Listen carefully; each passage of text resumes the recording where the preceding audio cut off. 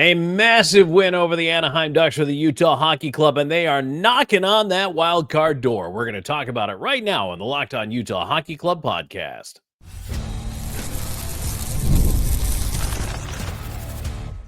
You are Locked On Utah Hockey Club, your daily podcast on the Utah Hockey Club, part of the Locked On Podcast Network, your team every day. Hello, everyone, and welcome in once again to the Locked On Utah Hockey Club podcast. I'm Tom Callahan, veteran NHL voice, joined, as always, by longtime team analyst Robin Leaño. We are the dynamic duo that brings you the Locked On Utah Hockey Club podcast each and every day. Thanks for making us your first listen when it comes to the UHC. Today's episode is brought to you by FanDuel. Right now, new FanDuel customers can get $150 in bonus bets if your first $5 bet wins. Visit FanDuel.com. Robin, this was a huge win over Anaheim here tonight. I'm not shy about saying this was a must-win game for me.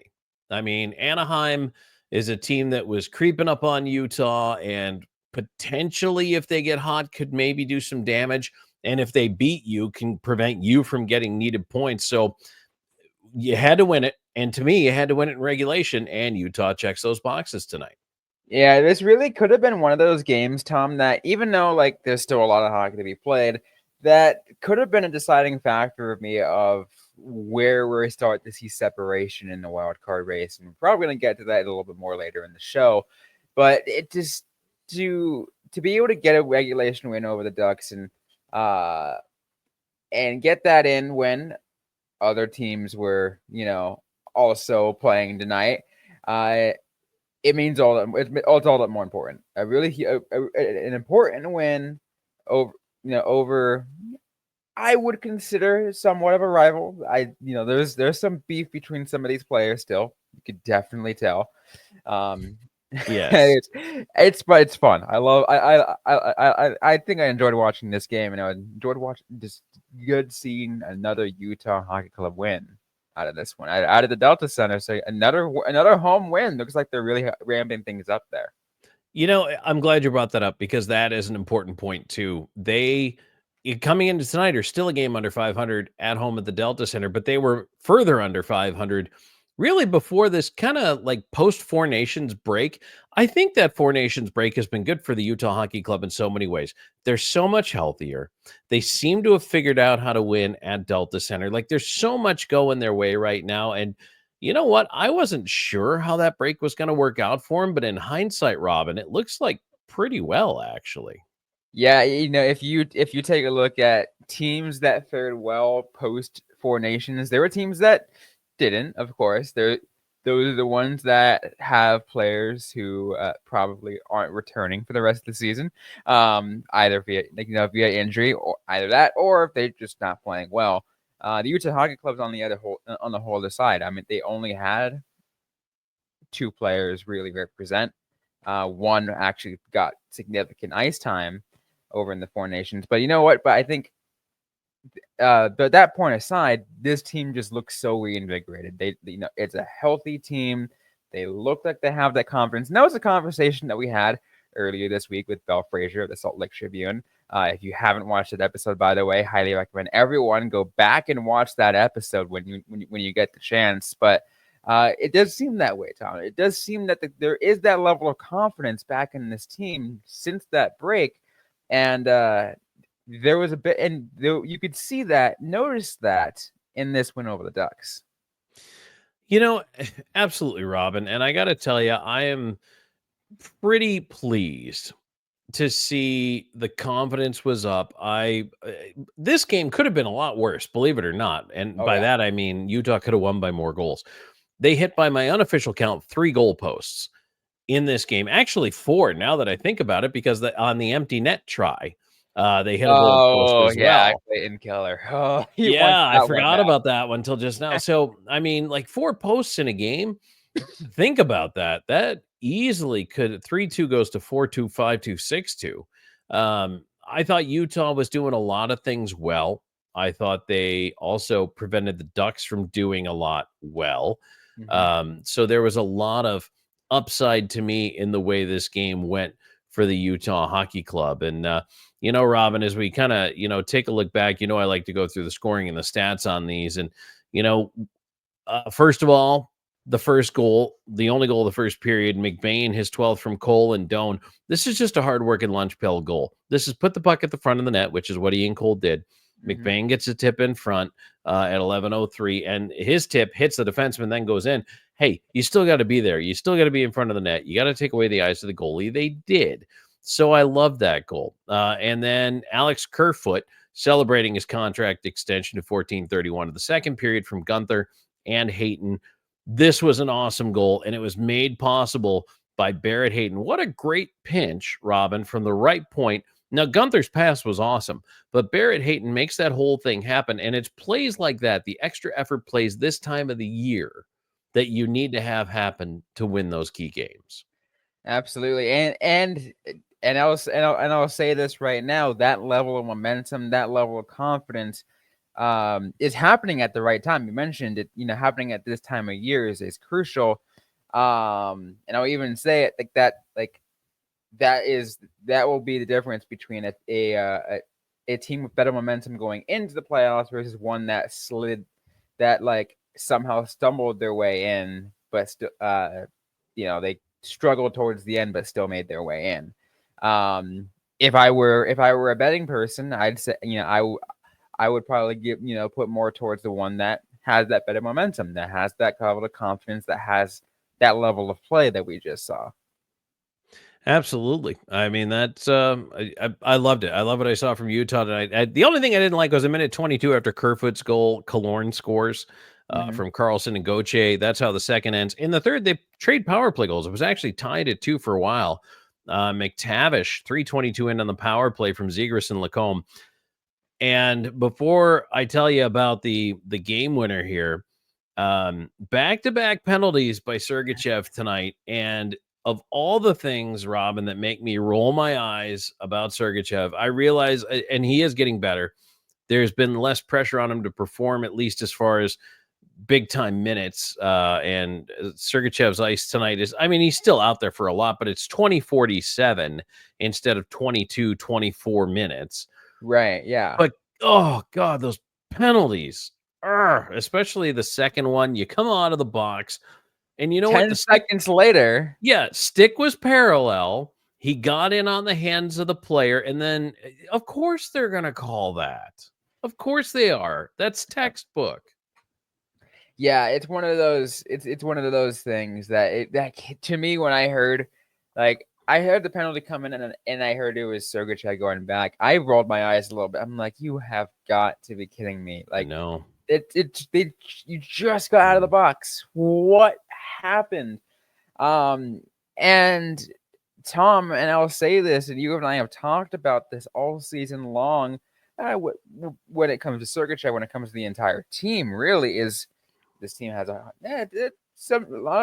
many games, especially on the games in which it's I think against more physical teams with players who there is a little bit of history. As I mentioned, there's a little bit of history between these two between players on these teams. But Utah will just rack up penalty minutes like that. They shouldn't. That's the point I get. They rack up penalty minutes that they shouldn't. Right? It's okay if you get a couple of penalties here and there sprinkled in there, especially when I'm trying to figure out the right term for this, but when it actually eats into also the other team's momentum. But if you were just killing your own momentum, that's not going to do you any good. And the only guy who went to the box tonight was Sergachev for Utah. Anaheim was 1 for 2 in the power play. He was both penalties. So yeah, that's so. Be that as it may, the Ducks punish them. They make them pay for the penalty by scoring on the power play to tie the game. But then Dylan Gunther, this might be the hardest shot I've seen him take this year.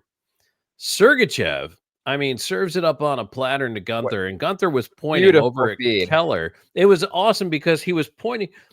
Keller saw him across the ice, and he was thinking about trying to thread it to Gunther. Gunther pointed at Sergachev with a stick. And so Keller feeds it up top. Sergachev moves it over, and just ripped. That was a cannon by Gunther. What a shot.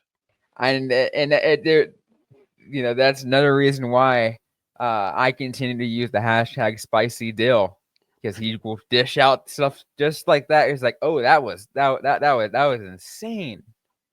It was funny because before that power play started, Robin, I actually said to Sergachev, through my television, I said, hey, buddy, you owe us a goal here. So I put that on him. I'm like, you need to do something to pay this back. And then he turns out to be the primary assist. The primary assist is, I'd say it's good enough. Yeah, I'll take that. Debt repaid. Shots by period, Utah 17 in the first. So they came out hot. 14 in the second, 8 in the third. 39 on the game versus 8, 7, and 6 for Anaheim for 21. As I mentioned, the Ducks are 1 for 2, and Utah Hockey Club 1 for 3 on the power play tonight. Karelvich Melka with the win. I think it's his 8th or 9th start in a row. Robin finishes with 21 saves on the night. 19 saves on 21 shots, and then 36 of 39 for Ville Husso, former Red Wing, and it's Husso and Dostal right now in that Anaheim net. So that was your look at the scoring and the way things went for this one. So Robin, want to keep talking about this, and then of course we did say we want to take a look at the standings here, and we're going to get into that as well. So stay tuned. We got plenty more coming on this Anaheim post-game wrap. Utah Hockey Club with a huge win tonight. All right, tonight's show brought to you in part by Indeed. You just realized your business needed to hire someone yesterday. Well, how can you find amazing candidates fast? Easy, just use Indeed. When it comes to hiring, Indeed is all you need. Stop struggling to get your job post seen on other sites. Indeed's sponsored jobs put your post at the top of the page to help you reach the right candidates faster. I've been in this spot. My organization, we're still going through the motions, and you know what? The pressure's on to hire the right person.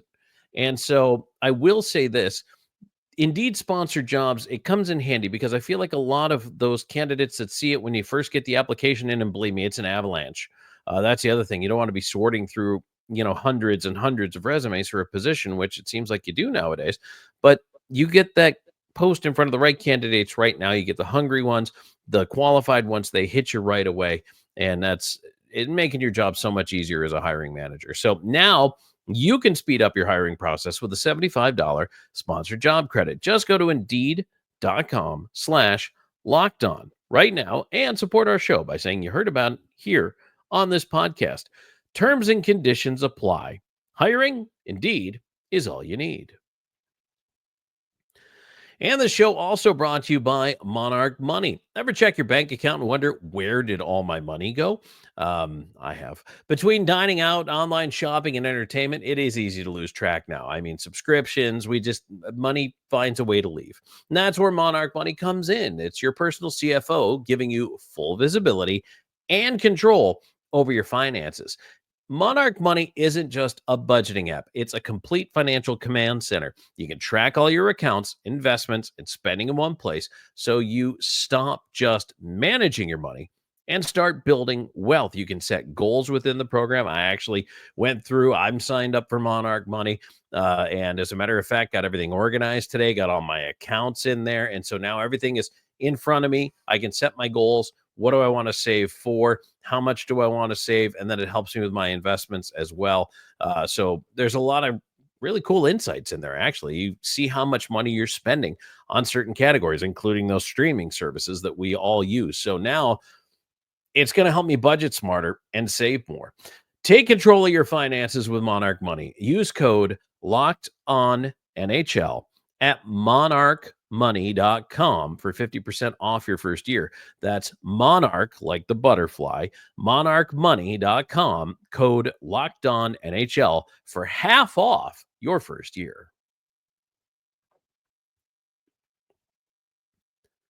Tom Callahan, Robin Leonio here with you in the Locked On Utah Hockey Club podcast. Hey, if you're still here, hit the subscribe button.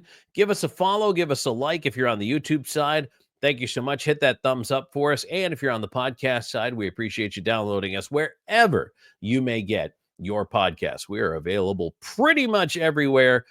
I think we had 2 listens come in from the moon, Robin. We are very, very popular on the moon. I dare say we're number 1. Oh yeah, So, absolutely. yes. So it's really cool to know that we're making some inroads. Robin, talking about this Anaheim game, a crucial win in regulation. Mhm. Looking at the wild card standings now, and it was a light night on a Wednesday night, as it typically tends to be. By the way, isn't it nice that Utah Hockey Club is getting some of this national TV love? I really like that. I appreciate that. It is a good, getting the show on TNT. I feel like this is like a yet another opportunity to see them on national TV. That unfortunately Arizona never could get because let's be frank, very little people cared at this point at the latter stages of their of the lifespan of that team. So it's nice that these players are getting that proper recognition. I'm glad to see that. Plus, also, I will say this: like, I think it's the second time we've seen him pop in on TV. But what about Shane Doan just popping in and Yes. talking about his son and for the Utah Hockey Club and Josh Doan just absolutely killing it out there. Just casually dropping by. I love how and he's so like he sneaks the little one-liners in there, and he's kind of funny. He's like, "Yeah, I was telling him to shoot. I didn't want him to pass." On that first goal. That's like, that's spoken like a dad. Shoot the puck, kid. I love it. I thought it was great when he was on there, and just to have all. I had more fun listening to them tell stories, and Kenny Albert is a very smart play-by-play guy. He Love just him. but he was smart enough to know that he had some good things going there, and he didn't need to be a part of it. So we call it laying out in the Mhm. business. You just lay out and you let whatever's happening carry the broadcast for you. In this case, it was their banter. When he needed to step back in, he did.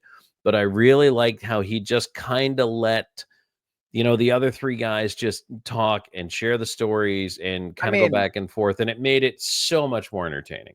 absolutely. I mean, like, and I think here's the thing, like, and again, you talk about the other 3, but I'll even just say just that the one that was his that was his like partner right beside him and Eddie Olczyk, like anyone who's Who's anyone. one of the best analysts Yeah, out one there. of the best analysts in pro hockey TV. Like, it's like you can't make any comparison. He's fantastic, and he's been around for a long time. Yeah, and so you have him, you have Donor, then you have Boucher, who's Mhm. downstairs between the benches, Brian Boucher, and they were all teammates at one point or another. Yeah. So it was kind of fun to listen to them. Just and they played with each other, against each other, and just telling some of the stories. Then of course, Josh Doan's on the team now, so there's just so many things going there. I thought it was pretty funny to hear some of the good natured ribbing that was going on there. I enjoyed that quite a bit. So, Hey, um, that's the fun of that's the fun of hockey players just doing that's talking with each other. yes, That's how it, absolutely. and that's how it is normally. By the way, Yeah, if you ever catch yourself passing by a hockey locker room, that's how they banter with each other. It's the best.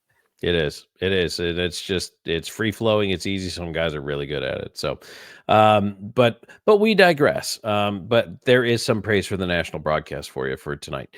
Okay. So, Robin, taking a look at it, everything's in the books for tonight. And as I mentioned, it was a light night. There were only a couple of games going on here on this Wednesday evening. And so the finals broke down as follows: Buffalo 7-3 losers to Detroit. Vancouver 4-3 in a shootout over Calgary. So at least they went all the way to a shootout. That was positive, but Vancouver gets 2, Calgary gets 1. That's Mhm. not what Utah wanted. Utah No. wins 3-2 in regulation, and then in overtime, Seattle wins 5-4 over Montreal. So now the way that breaks down, we were really concerned with the following 4 teams. This is really our nugget: Calgary, Vancouver, St. Louis, and Utah. Everybody I just mentioned, except the Flames, has played 65 games. Calgary's played 64. Calgary and Vancouver now both have 71 points. Calgary's ahead on the tiebreak. 69 points apiece for St. Louis and Utah. So, Robin, now 2 points out of that wild card spot for the Utah Hockey Club, and the team that might be the hardest to leapfrog, still only 2 points in front of them, but does have a game in hand, is Calgary. But if you would have asked me at the beginning of the season, Tom, this is the situation. You're 2 points out with a month to go in the regular season. Do you take that? I'm like, oh my goodness, hands down, absolutely. That is the dream spot for me for what I thought the season could be for Utah. Oh, absolutely. And let's remember this. And I feel like this was a conversation that we've had multiple times, Tom. We've had this multiple times. I think both you and I have been brought in on the national show a handful of times, and they locked on NHL and have talked about the chances of this team preseason. And we've all agreed that the Utah Hockey Club is a team that will flirt with the playoffs, but may not make it in, but like they will hang around the majority of the season, stick around all the way, like through that final stretch. There's more to saving, what the team and its previous iteration looked like in the previous couple of years. But yeah, this is the perfect situation to be in, being just 2 points back with less than about a month left to play of hockey. Yeah, that's a good spot to be in. So it's an 82 game regular season schedule. They played 65 of those so far. So they're down to 16 games left to go, or pardon me, 17 games left to go. So, hey, anything can happen. That's plenty of hockey. Plenty of hockey. Here's the other encouraging thing. St. Louis is 7-1-2 in its last 10. Utah 6-2-2 in its last 10. Calgary and Vancouver are both sub 500. Calgary's 4-2-4. Well, I guess they're over 500, but they got four single points past regulation, and Vancouver's 4-6. So they're not exactly lighting the world on fire. That's why St. Louis and Utah have been able to pull to within 2 points. And yeah, absolutely, and it's gonna make it for an interesting down the stretch here. And as you mentioned, you're taking a look at where all these are at. As you mentioned, Calgary does have a game in hand, but Calgary and Vancouver, both have 71 points, and you have 69 points for the Blues and the UHC. With Anaheim right behind, by the way, at 63. That's a decent gap at this point. That, as you mentioned, it's for those four teams that we're watching to, and just 2 points separates essentially all four of those teams. I just don't think there's enough time for Anaheim to skip 4 teams and make up that point gap. So no, it really is just between those teams. And I think I can be a little bit frank here, Tom, and say that out of these 4 teams, Utah Hockey Club's chances, it's probably of them the slimmest. They do not control their own destiny, and they need everything to go right for them. But that said, as you mentioned, this is where we wanted them to be at this point in the season. Absolutely. They're in a great spot. So Robin and I are going to come back and wrap things up. We're going to take a look ahead at the schedule as well here, let you know what is upcoming for this Utah Hockey Club. Couple of road contests tossed in there. We're going to talk about that and more coming your way in just a moment. And today's episode is brought to you by FanDuel. March Madness is here, and FanDuel is giving you the chance to get in on the action like never before. Right now, new customers can get $200 in bonus bets when your first $5 bet wins. That's $200 to use on everything from buzzer beaters to Cinderella stories to even who's cutting down the nets. Anyone who's followed me the last few years knows that every single year I will pick my Arizona Wildcats to go far. Do they ever? No. I always like to stay hopeful, but I'll bet on them anyways, because that's part of the fun of March Madness. With FanDuel, you can go ahead and stay on the action with all those tournament games happening almost every single day. There's always something exciting to bet on, so maybe I'll just bet on some other prop bets. Who knows? The FanDuel app is super easy and simple to use, and when I win, I get paid instantly. There's just no waiting around. So visit FanDuel.com and get in on the action on college hoops action all tournament long.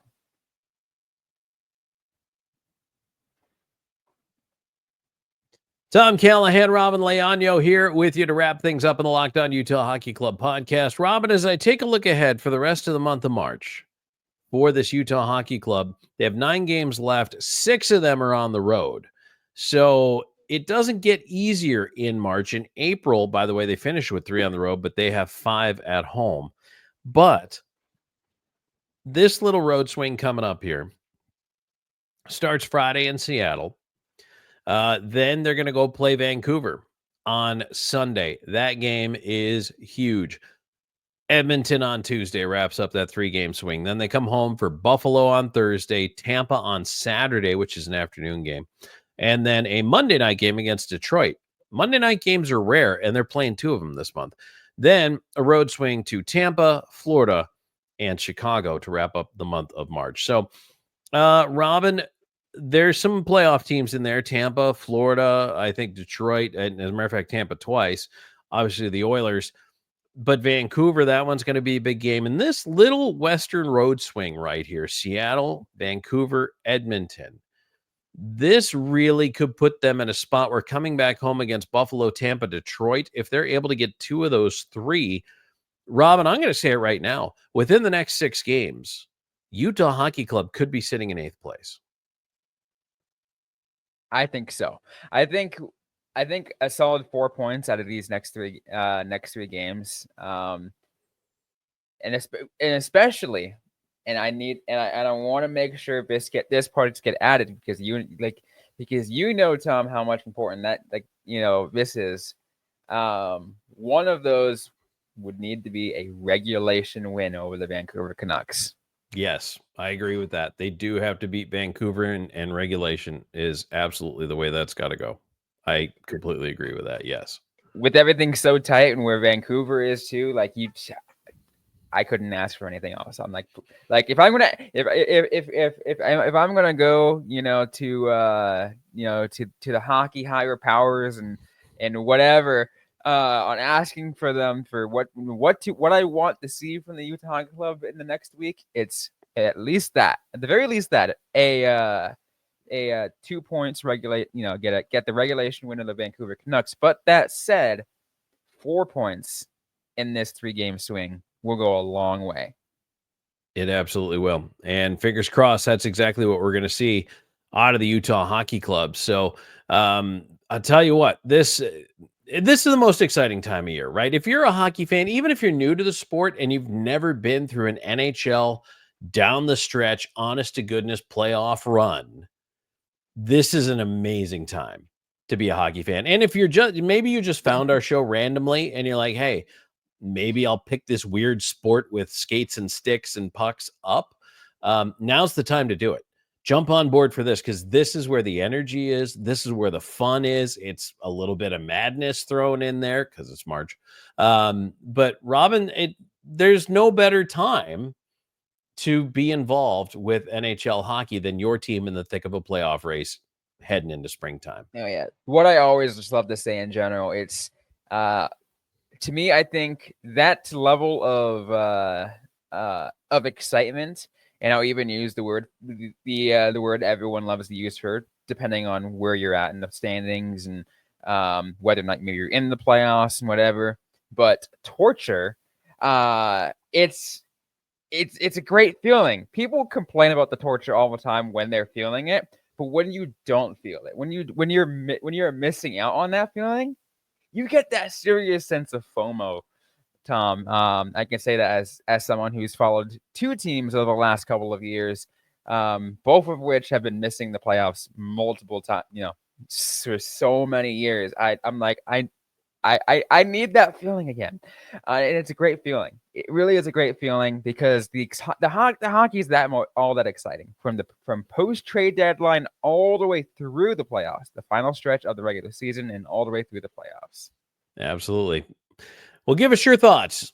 Where is this team going to end up? Where can they end up at the end of March? What do you think heading into this 3-game road trip? Did you like the homestand? Let us know in the comments. Certainly, you can track us down on social media. And Robin, where would you direct them if they would like to reach out and socialize? You can find us everywhere on social media. You could mainly find and interact with us on Twitter. That's at LO_NHL Utah. and on Blue Sky at Locked On Utah Hockey. I'm personally at Robin_Leonio, and you also find me on Blue Sky at Robin Ice Time. And I do want to add this one more thing really quick. I know you got Tom. We got to get to you as well on how to find you. But I want to ask you, Tom. Did you see? Because I know you don't spend a whole lot of time on X, but there is a group out there, and they asked me to share this on social media and on the show. So I might just want to mention before we close that there's a group of fans out there collecting little letters that they're sending to Conor Ingram, for their support, as he goes through this, the player assistance program, so he can get the help he needs. Well, number one, that's wonderful. And I will look for that, and I will make sure that I put that out there a little bit more as well, because Conor used to play in Nashville, and I still have a lot of Nashville followers, so I'll make sure that I track that down. I will also, I think there was an email put for those that didn't make it to the game last night that still want to send letters. I can also add that too. Okay, perfect. Yes, let's do that. And I will also put that on my Blue Sky side as well at Tom Talks. So, Robin, thanks for sharing that. I appreciate that. And I'm sure Conor will appreciate that as well. So, and we certainly wish him the best in getting everything together as fast as humanly possible and making a successful return to the gold crease. So, all right. Well, that's going to do it for this edition of the Locked On Utah Hockey Club podcast. It's a big 3-2 win in regulation over the Anaheim Ducks, and now it is just 2 points out of wild card spot for the Utah Hockey Club. We'll talk to you next time. Thanks for joining us. This has been the Locked On Utah Hockey Club podcast.